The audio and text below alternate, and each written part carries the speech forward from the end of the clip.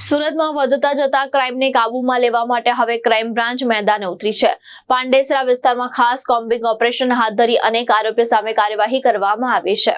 પાંડેસરા વિસ્તારમાં Surat crime branch દ્વારા વિશેષ કોમ્બિંગ હાથ ધરવામાં આવ્યું। શહેરમાં વધતા જતા ગુનાને અટકાવવા માટે ક્રાઇમ બ્રાન્ચના અધિકારીઓની પોલીસ કર્મચારી દ્વારા આ કાર્યવાહી કરવામાં આવી। કોમ્બિંગ દરમિયાન તીક્ષ્ણ હથિયાર સાથે બે શખ્સોની અટકાયત કરવામાં આવીના ઉપરાંત હત્યાના ગુનામાં ફરાર રહેલા એક આરોપીને પણ પોલીસે ઝડપી પાડ્યો। શરીર સંબંધિત ગુનામાં સંડોવાયેલા અનેક આરોપીને પણ રાઉન્ડ અપ કરવામાં આવ્યા અને તમામ આરોપીને ક્રાઇમ બ્રાન્ચ કચેરી ખાતે લાવવામાં આવ્યા હતા, જ્યાં તેમના ડોઝિયર ખોલવામાં આવ્યા હતા। ઉપરી અધિકારીઓ દ્વારા આરોપીને કડક ચેતવણી પણ આપવામાં આવીને શહેરમાં કાયદો અને વ્યવસ્થા જાળવવા માટે આવી કાર્યવાહી આગળ પણ ચાલુ રહેશે તેવી માહિતી પોલીસ સૂત્રો પાસેથી મળી રહી છે।